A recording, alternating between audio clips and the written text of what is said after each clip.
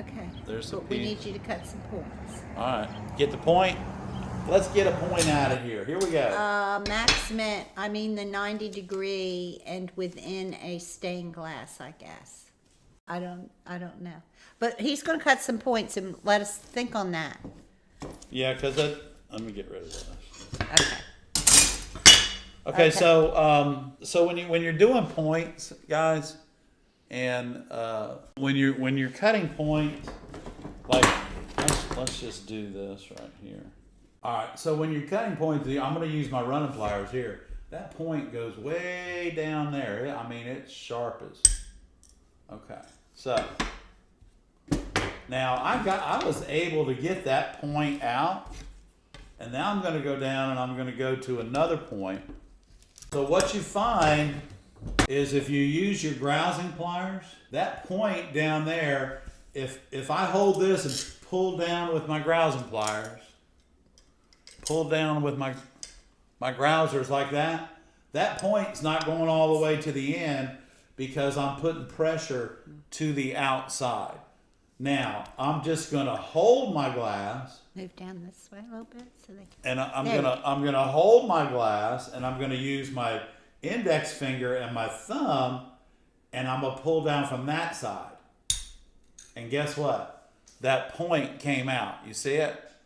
So if we were to do that again, which just means I'm gonna go from the other side, and I pull down with my grousing pliers, that came off, but it came off about that much too short from what I wanted.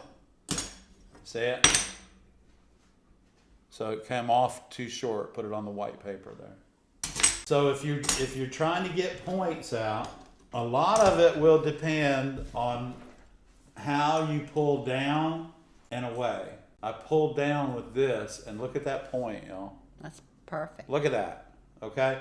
So cutting points does take practice. I'm not going to tell you you're going to jump right in and cut all the points that you can all at one time, because they take a lot of patience. But what I will tell you is that when you pull down and away, when your grousing pliers need to be holding the glass that you want, and you need to be breaking it from the other side of the point. Oh, there I am again. There you are. Wow. Okay.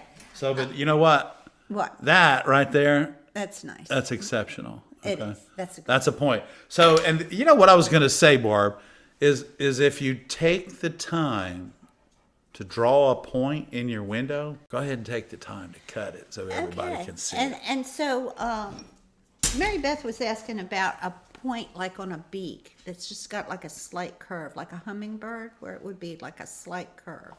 Yeah, yeah. Okay, well, let me change it. Oh, that's a little piece of glass.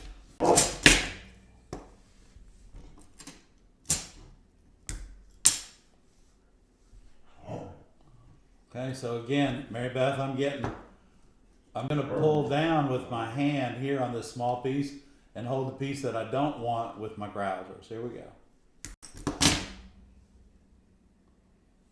So, I mean, I'm not sure. There's something.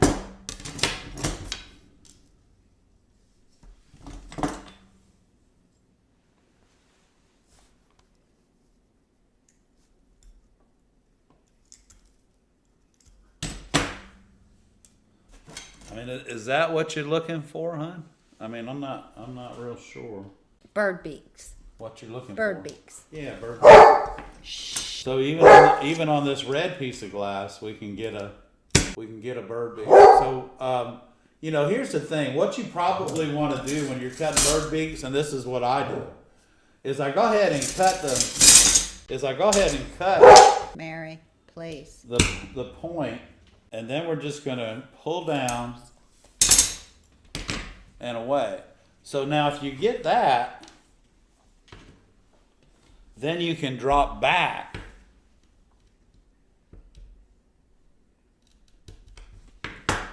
and cut it the length that you need it, like that. Now that's a pretty good bird beak. The other thing is, you know, is a lot of you won't even take the time to try and cut that. You'll try and grind it. It's much easier to cut it, and it definitely looks better in the window when you take the time to cut it rather than to grind it. So. Nina says she loves her leponettes. Okay, Max said maybe this will be a better explanation. Say I have a large 10 by 5 rectangular piece for my design. Right at the bottom middle of the rectangle, I need to cut out a small triangle that's 2 by 3. Who drew that? Who drew that? Who drew that? Yeah, so if you're in the bottom corner and you need to do that, and this is your cutting skills need to be up there if you're going to try and take something like this out. Okay, so your cutting skills really need to be on their game. And I don't know if I can get it either, you know, but if I can get this out. And go up. Oh, I'm sorry. I'm getting my pliers adjusted here. Carol said we should mark our sheet, our top, so we can see where to put the glass marker. We'll do that, Carol. Okay, that started. I heard just that little run, even over Miss Mary's little bark. Y'all want to know the most annoying sound in the glass studio?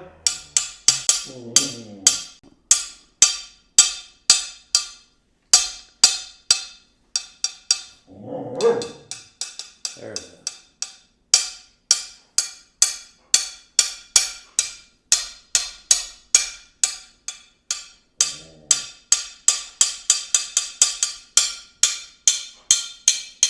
We could be here for a while. Yeah, well, I think it's already started to run the other direction. So Okay. I'm pretty sure I messed this piece up. Okay. So anyway.